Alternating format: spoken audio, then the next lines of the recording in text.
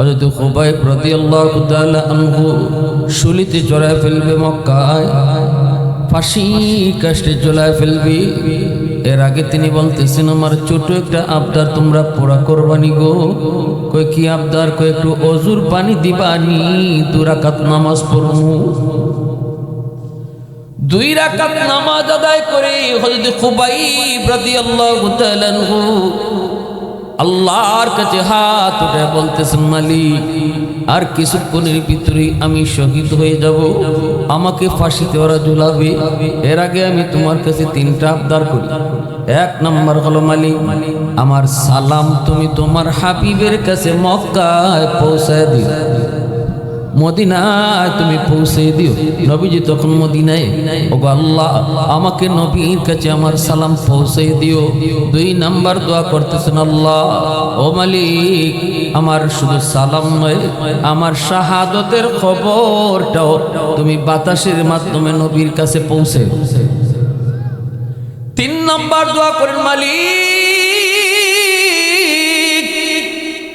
আমার শাহাদতের পর আমার এই দেহটা যেন বেঈমানরা নাপাক হাত দিয়া ধরতে না পারে,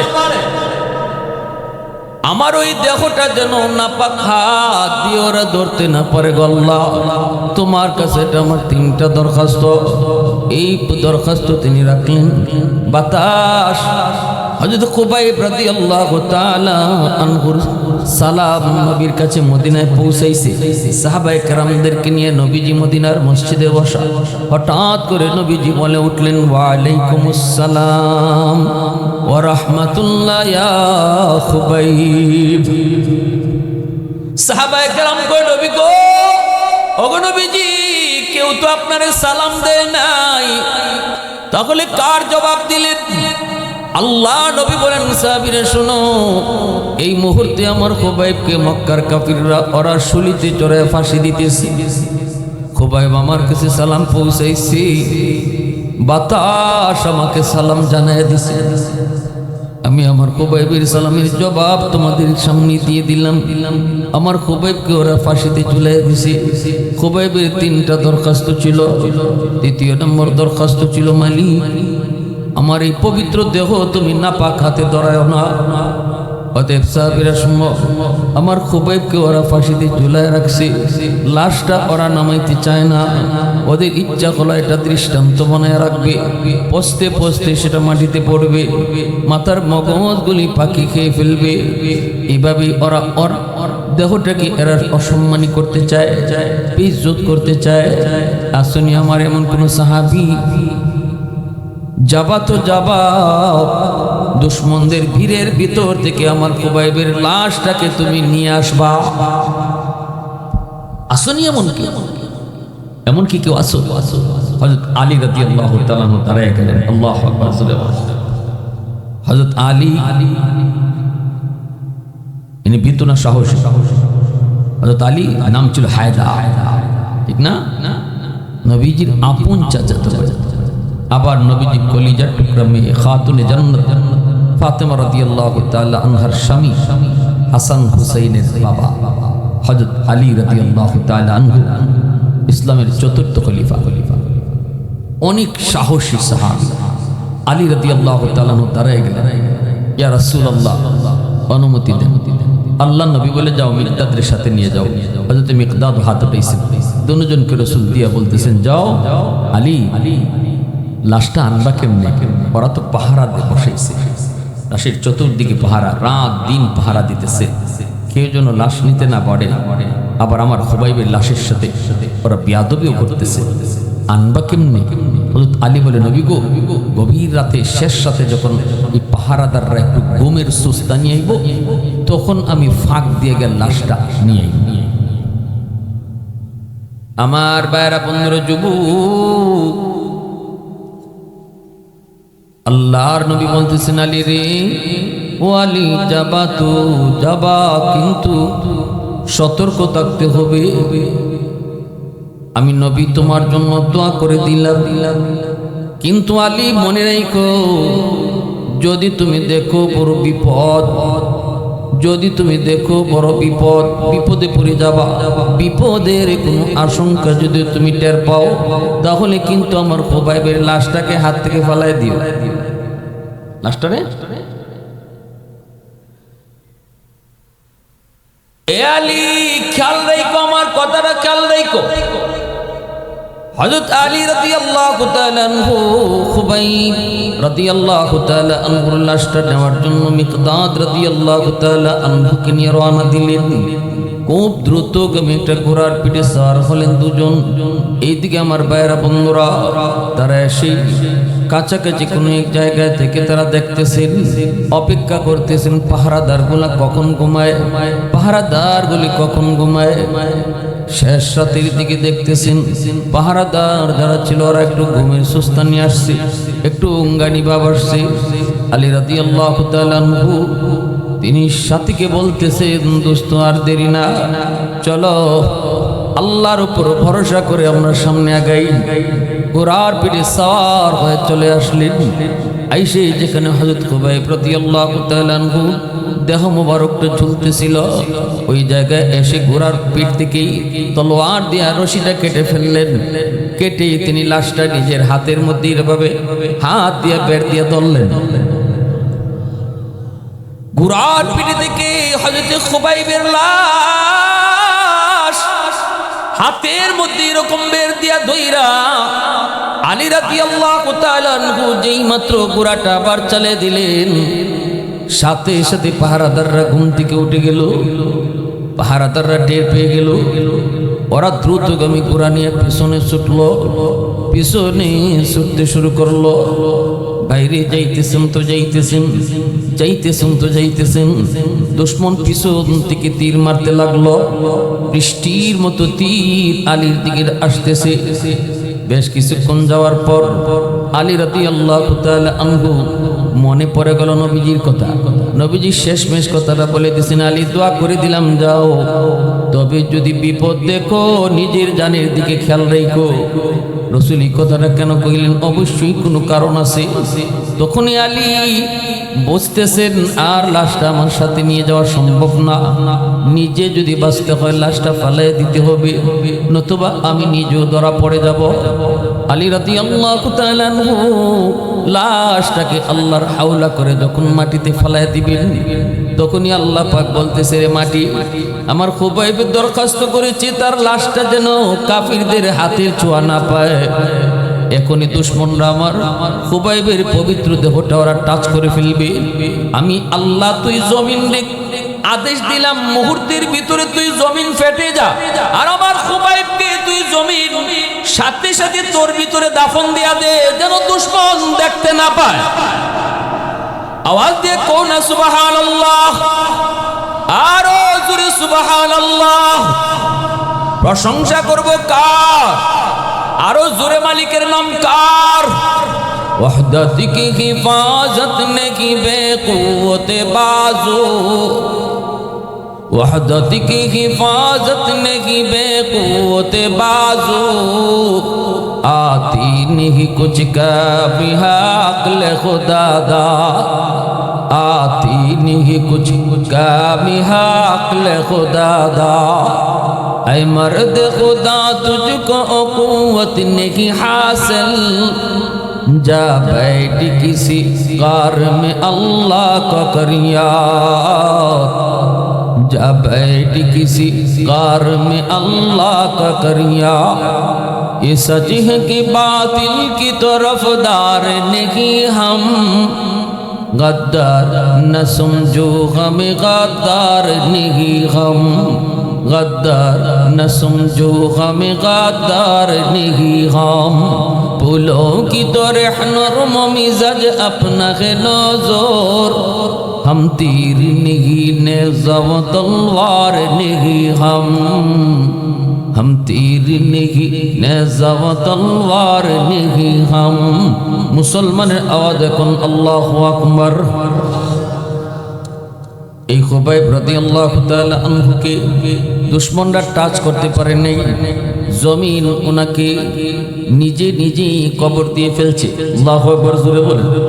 আমরা তো মানুষ মানুষকে কবর দেই, কিন্তু হযরত খুবাইবকে জমিন তার কোলে নিয়ে নিছে। এজন্য হযরত খুবাইবের উপাধি হলো বালিউল আরদ, যাকে জমিন তার কোলে নিয়ে নিছে। আল্লাহু আকবার, জোরে বলেন।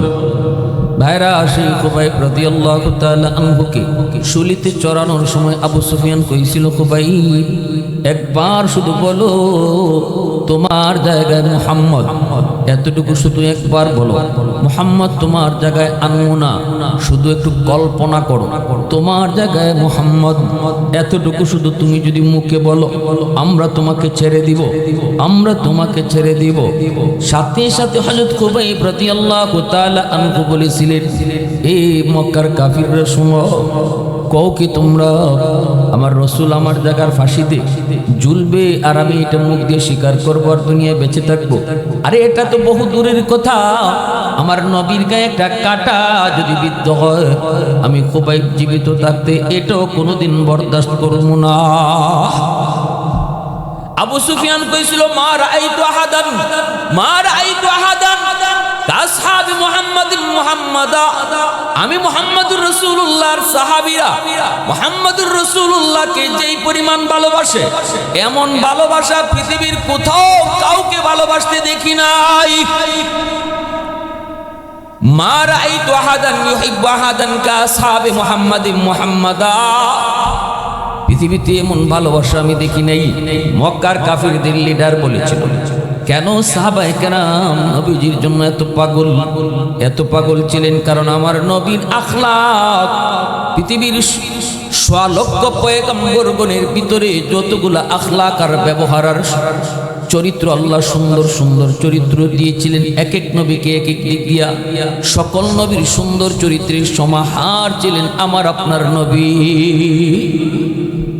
এক একজনকে এক একটা দিক দিয়ে আল্লাহ উপরে রাখছেন, কিন্তু সকল নবীর সকল সৌন্দর্য, সকল নবীর সকল চারিত্রিক সৌন্দর্য আমার আপনার নবীর মাঝে সমষ্টি ছিল। আর একটু আওয়াজ দিয়ে বলেন। এজন্য আমার ভাইরা বন্ধুরা, যুবক একটু খেয়াল করে শুনো, হয়তো তুমি আজকে বাজারের ব্যবসায়ী, হয়তো তুমি আজকে একজন সন্তান, মার সাথে বাবার সাথে কেমন করে আচরণ করবা রাসূল তোমাকে শিখিয়ে গেছেন। ব্যবসায়ী করলে রাসূল তোমার ব্যবসা শিখিয়ে গেছেন।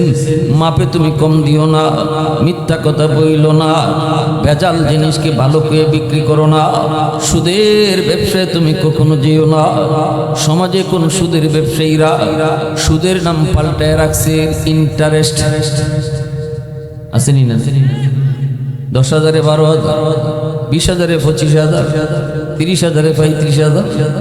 সমাজে এই ধরনের মানুষ, আগে ধনীরা সুদ খাইতো, এখন গরিবও সুদ খায়, রিক্সাওয়ালার বউ সুদে টেকা লাগায়, যার কারণে ঘরে ঘরে অশান্তি, স্বামী স্ত্রীর ভিতরে মহব্বত নাই, ভাই ভাই সম্পর্ক ভালো না, বাপে বেটায় কোনো মিল নাই।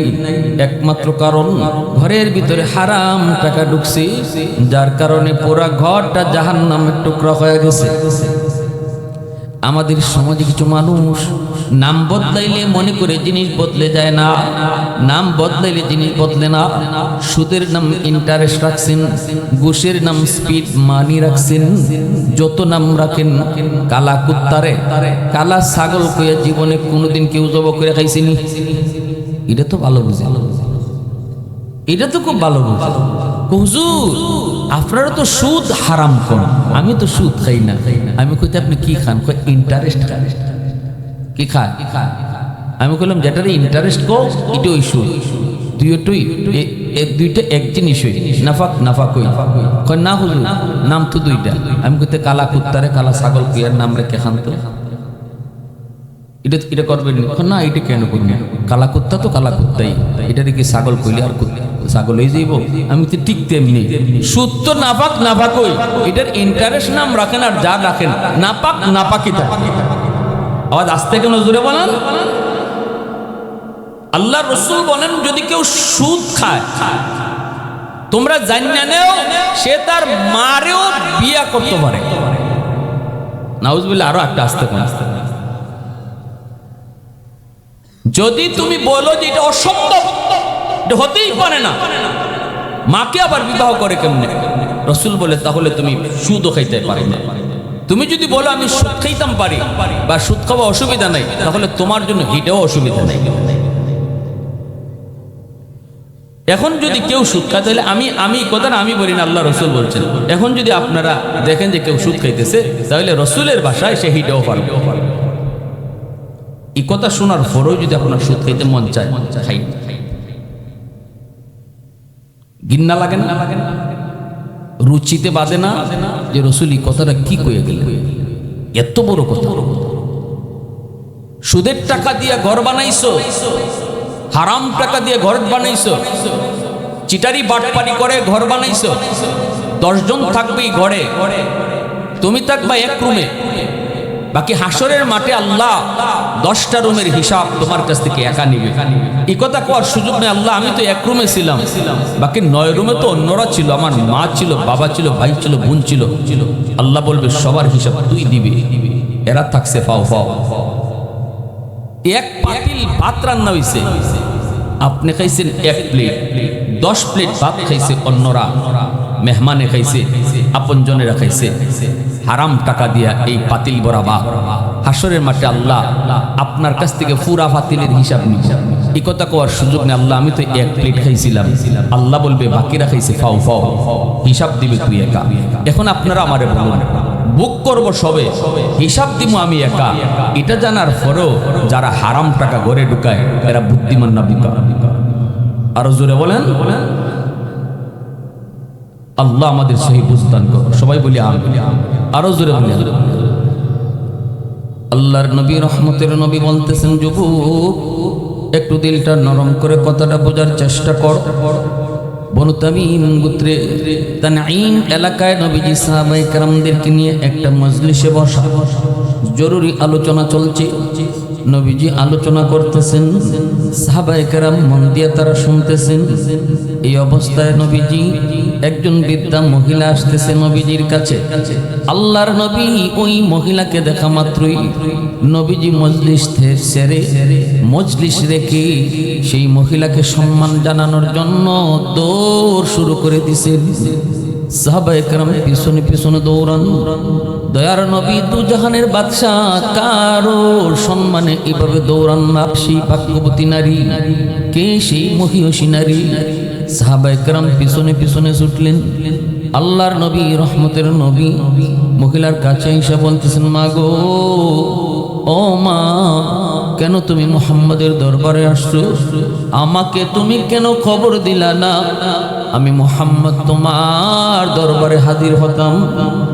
এই বইলে নবীজি তার নবুতি চাদর মাটিতে বিছায়া দিলেন। মাটিতে বিছায়া দিয়া বলতেছেন, মা গো, নবুতি চাদরে তুমি বসে পড়ো। জুতা খুলতে চাইলেন, কিন্তু দুজাহানের বাদশা চোখের পানি মোছার কয়, মা তুমি জুতা খুইল না, জুতা সহ নবীর চাদরে বসে পড়ো। অথচ নবীর চাদরের এত দাম, এত দাম, এত দাম, কি পরিমাণ দাম! মোল্লা আলী কারি রহমতুল্লাহি আলাইহি মেরকাতের মধ্যে লিখেন, নবীজির দেহ মোবারকের সাথে যেই জিনিসটাই লাগে, এই জিনিসটাই অনেক দামি হয়ে যায়। খিজার দামি হয়। নবীজি শুয়ে আছেন মদিনায়। নবীজির রওজা শরীফ কোথায়? একটু আওয়াজ দিয়ে কোন মা, নবীজির রওজা শরীফ কোথায়? মদিনাতুল মুনাওয়ারায়। নবীজি যেই রওজা শরীফে শুয়ে আছেন, জিন্দা নবী যেখানে শুয়ে আছেন, ওই জায়গায় নবীজির দেহ মোবারকের সাথে যেই মাটিটা লাগছে, নবীজির দেহ মোবারকের সাথে যেই মাটিটা লেগে আছে, ওই এক মুষ্টি মাটির দাম কি পরিমাণ জানেননি? মোল্লা আলী কারি রহমতুল্লাহি আলাইহি বলেন, পৃথিবীর সকল মসজিদের চেয়ে এই এক মুষ্টির দাম বেশি। শুধু তাই নয়, মদিনার মসজিদ, নবীর মসজিদ, এই মসজিদে নববীর চেয়েও এই এক মুষ্টি মাটির দাম বেশি। এমনকি আল্লাহর ঘরখানায় কাবার চেয়েও এক মুষ্টির দাম বেশি। এমনকি বাইতুল মামুর, ফেরেশতাদের মসজিদ সপ্ত আকাশের উপর, সেই বাইতুল মামুরের চেয়েও এক মুষ্টি মাটির দাম বেশি। এমনকি সিদরাতুল মুনতাহার চেয়েও বেশি। এমনকি তিনি বলেন আল্লাহর আরশ, আরশে আজিমের চেয়েও নবীজির দেহের সাথে লেগে থাকা এক মুষ্টির দাম বেশি। তাহলে আপনারা আমাকে বলেন, দেহ মোবারকের সাথে লেগে থাকা মাটির যদি এত দাম, যেই চাদর নবীজির দেহের সাথে সব সময় লেগে থাকতো, ওই চাদরের কি দাম? সেই চাদরের মধ্যে একজন বৃদ্ধা মহিলা জুতা সহ বসে পড়লেন। এইবার আল্লাহর নবী রহমতের নবীকে সাহাবীরা জিজ্ঞেস করে, নবী গো, একটু জানতে মন চায় কে সেই মহিলা, কি তার পরিচয়? আল্লাহর নবী তখন চোখের পানি মুছেন আর বলেন, সাহাবীরা তোমরা তো ভালো করে জানো তোমাদের নবী এতিম, জন্মের আগে নবী বাবা হারাইছে, বুঝ হওয়ার পরপরই মা হারাইছে। নবীর একজন দুধ মা আছে, নাম জানো নি? সাহাবীরা কই, নবী গো নাম জানি, আপনার দুধ মার নাম হালিমা সাদিয়া। আল্লাহ নবী বলেন, শুধু নাম শুনেছো, কোনোদিন দেখো না, আজকে ভালো করে দেখে নাও। নবীর নবুয়তির চাদরে যিনি জুতার সহ বসলেন, ইনি আর কেউ নন, ইনি নবীর দুধ মা, যার নাম হলো হালিমা সাদিয়া। জোরে কও না সুবহানাল্লাহ, আর একটু জোরে সুবহানাল্লাহ। उल्फत में तेरी वैसी ने दंदान को तूरा, बुबकर उमर नक्श कदम तेरा न छूरा, आयो शाक नबी वाके असरार मदीना, सुल्तान का सुल्तान है सुल्तान मदीना, सरकार का सरकार है सरकार मदीना, गुलजार का गुलजार है गुलजार मदीना। अल्लाह ने मक्का ही में ये काबा बनाया, इस काबा का काबा तेरी मरकद को बनाया, ऐसा लम्हा जी चले जा राहे मदीना, सुल्तान का सुल्तान है सुल्तान मदीना, सरकार का सरकार है सरकार मदीना, गुलजार का गुलजार है गुलजार मदीना। आवाज देखो, अल्लाह अकबर। আল্লাহর নবী দেখা গেলেন উম্মতের দল, দুধমার খেদমত যদি, দুধমার সম্মান যদি আমি নবী এইভাবে করলাম, তাহলে নিজের মারে যদি আমি পাইতাম, কেমন তার খেদমত করতাম, কেমন সম্মানটা আমি নবী করতাম। এই মেসেজটা গোটা উম্মতকে নবী দেয়া গেছেন। আল্লাহু আকবার, জোরে কও। এ যুবক, হয়তো তুমি আজ সন্তান, একটু দিল দিয়ে শোনো, পৃথিবীতে মা বাবা যাদের দুনিয়াতে জীবিত আছেন, একটু ভালো করে শুনে রেখো, এই মা বাবা তোমার জীবনের পাওয়ার হাউস, বাপ মা তোমার জীবনের পাওয়ার হাউস। এই যে লাইট এখানে জ্বলতেছে, এই লাইট কিন্তু জ্বলবে না, লাইট কিন্তু জ্বলবে না, বাতি জ্বলবে না যতক্ষণ পর্যন্ত পাওয়ার হাউস থেকে লাইন ওকে না করবা। ওকে করবা তো লাইট জ্বলবে। তোমার আমার জীবনে আল্লাহ পাক লাইট লাগাই দিছেন, কিন্তু জ্বালাই দেন নাই। আল্লাহ বলেন, মা বাবা তোমার জীবনের পাওয়ার হাউস, মা বাবা থেকে তুমি লাইন ওকে করো, বাপ মার দোয়া নিয়ে চলো, তাহলে জিন্দেগির বাতি জ্বালায় দিব আমি আল্লাহ। ব্যবসায় তুমি বরকত পাও না, চাকরিতে তুমি ভালো চাকরি পাও না, বিদেশে তুমি কোনো লাইন গার্ড পাও না, না না, তোমার যেন সব জায়গায় সমস্যা। আমি বলি, দেখো মা বাবা আসেনি না নাই, মা বাবার সাথে তোমার কেমন আচরণ, বাপ মার কাছ থেকে তোমার জন্য দোয়া আসেনি না নাই। যদি দোয়া আসে, তাহলে জিন্দেগির বাতি জ্বালায় দিবেন কে? আর একটু জোরে বলেন কি? আর যদি বাপ মার কাছ থেকে তোমার দোয়া বন্ধ থাকে, তাহলে তোমার জীবনের লাইন, পাওয়ার হাউস থেকে লাইন কাটা, অতএব বাতি থাকবে ঠিকই, জ্বলবে না। দেখবা তুমি চতুর্দিকে তুমি ব্যবসা ছড়াইছো, এরপর ধরতে কিছু পাবা না, ধরতে কিছু পাবা না। এজন্য বলে দিই যুবক, একটু দিলটা নরম করে কথাগুলি বুঝো, কোন জায়গায় আমাদের গন্ডগোল। নবীজি একদিন মদিনার কবরের পাশ দিয়ে যাইতেছেন, মদিনার কবরের নাম হলো জান্নাতুল বাকি। জান্নাতুল বাকির পাশ দিয়ে নবী সাহাবায়ে কেরামদেরকে নিয়ে যাইতেছেন। হঠাৎ করে নবীজি একটা কবরের দিকে তাকাইলেন। ওই কবরের দিকে তাকানো মাত্রই আল্লাহ পাক অন্তর চক্ষু খুলে দিলেন। নবীজি দেখতেছেন কবরের ভিতরে একটা যুবক জাহান্নামের আগুনে জ্বলতেছে, সাপের কামড় খাইতেছে, আর মা মা করে চিৎকার করে কাঁদতেছে। নবীজি দেখতেছেন, সাহাবীরা দেখেন না। আল্লাহর নবী বলতেছেন, সাহাবীরা আমি তো রহমতের নবী, উম্মতের কান্ডারি নবী, আমি কেমন করে চলে যাই? ওই যুবকের জন্য আমি একটু সুপারিশ করব, তোমরা আমার সাথে একটু আমিন আমিন তোমরা বইল। সাহাবায়ে কেরাম হাত উঠাইলেন। নবীজি হাত উঠে বলতেছেন, মালিক তোমার দরবারে সুপারিশ করি, তুমি তো আমাকে রহমতের নবী বলেছ, রহমতের নবী কবরের পাশ দিয়ে চলে যাবে, আর কবরের ভিতরে আযাব হবে, হয় না মালিক, হয় না, তুমি আযাবটা বন্ধ করো। কিন্তু যুবকের আযাব বন্ধ হয় না। নবী আবার হাত উঠান, সাহাবায়ে কেরাম আবারও আমিন বলেন, কিন্তু যুবকের আযাব বন্ধ হয় না। আবারও রাসূল হাত উঠাইলেন। তিনবার নবী হাত উঠান, একবারও দোয়া কবুল হয় না। সাহাবায়ে কেরাম আমিন কোন। নবীজি অবাক হয়ে আল্লাহর কাছে জিজ্ঞেস করে, মালিক আমি কি কোনো ভুল করেছি? আমি কি তোমাকে নারাজ করেছি? আমার এই হাতের দাম কি তোমার দরবারে কমে গেল? এই হাত তো এমন হাত, যে হাত চাইতে দেরি তোমার কাছে কবুল হতে দেরি হয় না। আল্লাহ কি এমন অপরাধ? নবীজির হাতের কি পরিমাণ দাম? রদ্দ শামস নামক কিতাবের ভিতরে লিখেন, তাবুক যুদ্ধ থেকে নবীজি ফিরতেছেন, আলী রাদিয়াল্লাহু তাআলা আনহুর উরাতে নবীজি মাথা রেখে একটু বিশ্রাম নিলেন। আলী রাদিয়াল্লাহু তাআলা আনহু আসরের নামাজ পড়েন নাই। আলী মনে মনে ভাবছেন, নবী হয়তো একটু পরে উঠে যাবেন, তখন আসরের নামাজটা তিনি পড়বেন। কিন্তু না না, নবীজির চোখ লেগে গেল, এইদিকে সূর্য লাল হয়ে যাচ্ছে, ডুবে যাবে। আলী তো পেরেশান হয়ে গেছেন, হায় রে আমার তো আসরের নামাজ কাজা হয়ে যাচ্ছে, এখন আমি নবীর ঘুম ভাঙাবো নাকি আমার সূর্য ডুবে যাবে, কোনটা আমি করব?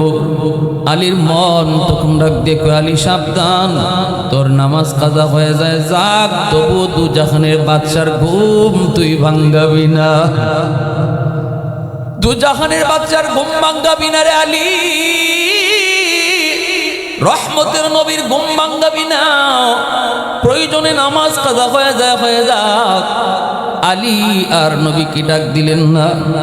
এইদিকে সূর্য ডুবে গেল, নবীজির ঘুম ভাঙলো। নবীজি ঘুম ভেঙে আলীর চেহারার দিকে তাকায় দেখেন আলী বড় পেরেশান। নবীজি জিজ্ঞেস করেন, আলী রে কি হয়েছে তোমার? চেহারায় তো কোনো একটা ঘটছে, তুমি কি আসরের নামাজ পড়ো নাই? আলী বলে, নবী গো কেমনে পড়বো, আপনি তো আমার কোলে ঘুমাইতেছেন, আমি মনে করছিলাম আপনি উঠলে পরে নামাজটা পড়বো, কিন্তু সূর্য তো ডুবে গেল। রাসূলকে আমারে ডাক দিল না কেন? আলী চোখের পানি ফেলে কান্দে আর কয়, নবী গো মনকে জিজ্ঞেস করেছিলাম, কিন্তু আমি আলীর মন কয় না, রহমতের নবীর ঘুম ভাঙ্গায়া কষ্ট দিস না। নবী তোর কোলে ঘুমাইতেছে রে আলী, এমন ভাগ্য কয়জনের? আল্লাহু আকবার জোরে কও, এমন ভাগ্য কয়জনের একটু কও, যার কোলে রহমতের নবী দু জাহানের বাদশা ঘুমায়। এ আলী ঘুম ভাঙ্গায়া নবীর কষ্ট দিবি না। সাথে সাথে লইতো আর নবী, আমার আপনার নবী হাত উঠাই দিছেন আল্লাহর দরবারে, হাত উঠে বলতেছেন, মালিক ও মালিক, আমার আলী আজকে আসরের নামাজ পড়তে পারে নাই, নিজের কোনো দোষে নয়, তোমার বন্ধুর আরামের জন্য সে নামাজ কাজা হইছে। আল্লাহ তোমার সূর্য কেন ডুবলো? সূর্য কোন জায়গা থেমে থাকলো না, কারণ আমার আলী তো নিজের দোষে নামাজ কাজা করে নাই। ও মালিক, আমার হাত তোমার দরবারে উঠাইলাম, এ হাতের যদি দাম তোমার দরবারে বিন্দু পরিমাণও থাকে, ডুবন্ত সূর্য আবার তুমি আকাশে উঠাও। তোমার ডুবন্ত সূর্য আবার আকাশে উঠাও, আমার আলী টাইম মতো নামাজ পড়বো, আমার আলী টাইম মতো নামাজ পড়বো। রদ্দুশ শামস নামক কিতাবের ভিতরে লিখেন, নবীজির হাত উপরে থাকতে থাকতে আল্লাহ পাক ডুবন্ত সূর্য আবার আকাশে উঠায় দিলেন। মুসলমানের আওয়াজে বলি আল্লাহু আকবার।